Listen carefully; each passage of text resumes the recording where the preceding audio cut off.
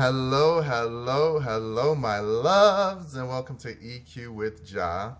Don't worry about my attire. I'm sitting in front of a window and it's cold. But anywho, welcome, loves. So I wanted to make a video about something that has been popping up in the energy field for everyone lately, and that's recognizing all of the different levels of tests that we are being presented with. Remember, the one thing that I love to use as an analogy is the Yin and Yang symbol, because they represent all energy, all concentrated energy. One being concentrated light energy, which is the white masculine energy. That is the sun. That is everything about the foundation work, the things that we see about ourselves and feel about ourselves. And then we have the dark, which is the yin, the feminine energy, the mother energy, the things we can't see about ourselves, but we feel innately and we know. Understanding both of these halves are only the awareness to the beginning of a journey that will continue for the rest of your life. What I mean by this is, when you start to recognize that things from the past were just a remembrance of something that our ancestors had done. You know how you can think of a memory, you've never actually done something, and you're like, wow, that would feel really good to do that. That would be really nice if that happened. That's a memory of having. That's a memory of knowing that you once were there and you're able to garner up the emotion that once was had by your ancestors.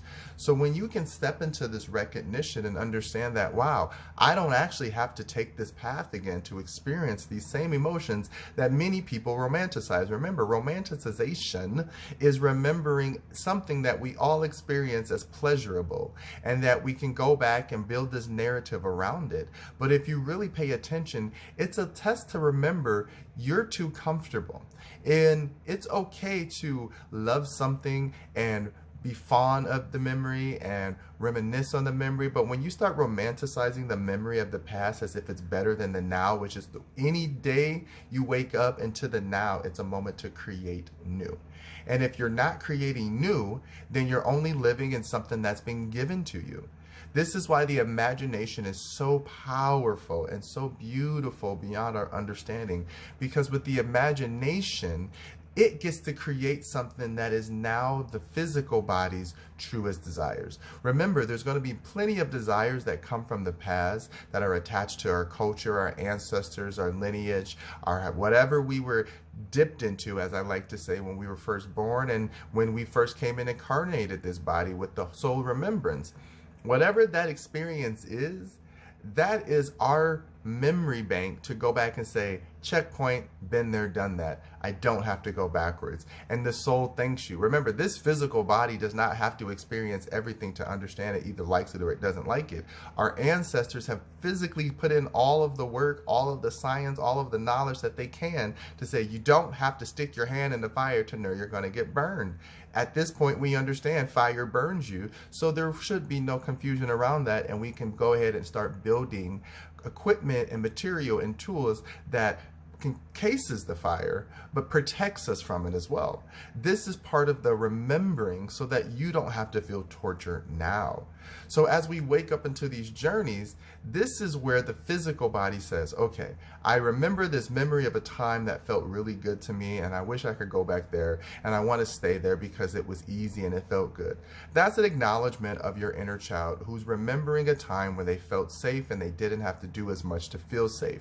Now that you're older, it is your job to the awareness to know I am supposed to help fix this moment so that they know they never have to feel this again. And you remind yourself, love, even though this feels like it was such a better time, remember all of the things that were happening on the exterior for this moment to feel precious. Sometimes we have to remember trauma caused some of our most precious moments with ourselves. So these are the places we retreat to when we want to feel safe, thinking this is our safe place when really it's just the place we went to hide when we were children. Recognizing this understanding is how we step out of the trauma. In this moment of awareness, that is the shadow work. You do not have to relive the moment. You just have to be aware you lived it and it's not as great as it was, but you found love and light in that moment. You took it with you. And now when you go back on that memory, you get to pull the love and light out of it versus just the darkness of the insecurities of not knowing or being seen. When you can allow yourself to understand its ebb and flow and nothing more, no one is attacking you, nothing is happening. Even when people are physically attacking you, they're not attacking you, they're attacking themselves. And unfortunately, you just represent something that really resembles who they feel they are, and they don't know how to break the cycle. This is where you retreat and you find a safe comfort to get away from this environment. I tell people all the time, I know it's hard to say when you're physically going through it, but I physically have gone through so many downfalls, physically have been living in my car, physically sleeping on people's couches, physically not knowing what I'm going to eat next. I understand the hardships, but I physically knew that emotionally I had to do something so that we didn't feel scared. And then emotionally, I knew from there, because my body physically was saying, I am here with you presently, and we're still alive and we're still breathing. Can you please do something for us so that we don't have to stay in this reality? This is when the soul gets to remember, yes, I am here to heal timelines and forgive times of myself that I forgot I was supposed to complete. And then the body can say, with its understanding and its clarity, I don't want to experience anything that you had to experience that made us fall to the wayside of someone else's needs or desires that were not to fulfill our own. I want to put in the work with you.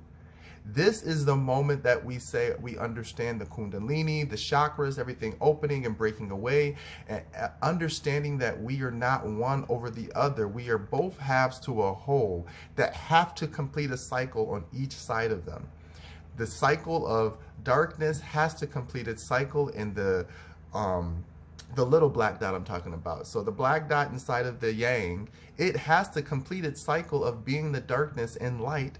And then it gets to, if it's aware, when there's a time through the cycle where it gets to be in the duality of understanding I'm both, that's when you get to slip back into the black and you get to be with the energy that is most like you. And then from there, you will become, another half of you will become the whiteness, the little tiny yin inside of the yang that is now, or the little tiny yang that's inside of the yin that is that little darkness and all that light. This is the balance of understanding that the cycle of ebb and flow in contrast will continue until this earth is understood, this universe is understood, and we understand how to time travel. We understand how to do it astro-projectically with dreams, imagination, and everything else. But there is a moment in time where we get to understand that our bodies are simply a tool that adjusts to anything that our consciousness designs. Whatever the consciousness designs is what we become. Remember, people look at the body and as magic because they understand that the evolution of time has gotten us to where we are. Remember, all of the technology and understanding of what we know as human beings now, our ancestors did not know. They would call us witches. They would think we're crazy. They would because they didn't know. How could we know? And for us as humans, we now know that knowing everything does not complete the journey. Knowing everything just helps you understand that there's many, many tiny parts working, and your job is to know how to properly adjust them, allocate them, and use them when properly needed for your journey to ascend. Yes, it will be there for the next person to help their ascension, but you're not here to correct anyone else's journey. You're only here to heal from the last timeline that you left off in your conscious awareness, in your heart and soul's remembrance, and in your ego's willingness to all participate, collaborate, and work together. This is the unification process. Everything starts from one singular that goes into two, that branches off into three and four and five, and as many fingers as I have, there's another branch of something that can come off of those. But at the end of the day, it's connected to two branches that connect back to a core. And this core is what holds the life source to everything that makes anything in my life manifest. Remember, this is the point of awareness to duality, to know that we live in a polarized state of being at all times, but it is not the conditional life that we have to agree to and choose to live. It is only our decision to say, I have learned enough, I'm ready to move on to the next level. Whenever you're done learning, you do not have to stay stuck in any cycles. I have changed my life so many times, over and over and over and over and over. As a gay black man, it is easy for me to have to learn how to be adaptable to everyone else's norm, because my norm is not your norm, and therefore I become abnormal. In that situation, I'm totally fine with it, because now I know I have another tertiary aspect of learning that's going to be seen from a fourth state of creation and a fifth state of observance. And now this is when we walk into our 5D, our spirituality, that innate knowing of self that no one can take that away from you. No matter what you've been through, no matter what you have experienced or are going to experience, no one can take your sense of wellness, respect, and quality of life away from you unless you choose to be a part of the narrative that continues to keep you stuck. Again, if you are stuck in a physically harmful environment that you are not capable of doing it right now, as long as you can find a way to survive, when you get your opportunity to leave, you do so. This is how we survive. This is self-preservation. May it be physically, mentally, or spiritually, is learning how to balance all of your spiritual energy bodies so that your physical body knows that it's safe and protected at all times. This journey is meant to teach us everything that we want so that we can, through quantum creation, desire, and manifestation of the feelings and the heart's truest desires, we get to create brand new timelines. This is why it's so important when you have the memories of the past living in your head and in your bones from your ancestors saying, baby, you don't have to do that. We've done that. You don't have to do that. We've done that. Don't fight the feeling. Listen to them. They say enhance it, enhance it. They say discard it, discard it. But the point being is you get to choose which path you now walk in the moment of now that creates everything in your life that you're meant to have. This earth is yours. This world is yours. This energy is yours. Everything you desire is yours. This is not something made up. If you really choose to know, I have to hide this energy in order to survive this energy, do so. And when you can get out and express yourself, do so. I've done it many of times, and there's no shame in knowing that you're not always able to get through the way you want to get through without someone trying to hinder your process. It's not about the others. It's about your progressional leveling up. And as you keep ascending to that next level, you get that area of you and the full blueprint and the map of where you've been. And that's when you say, oh my God, I forgot I experienced all this. Oh my God, I remember that now.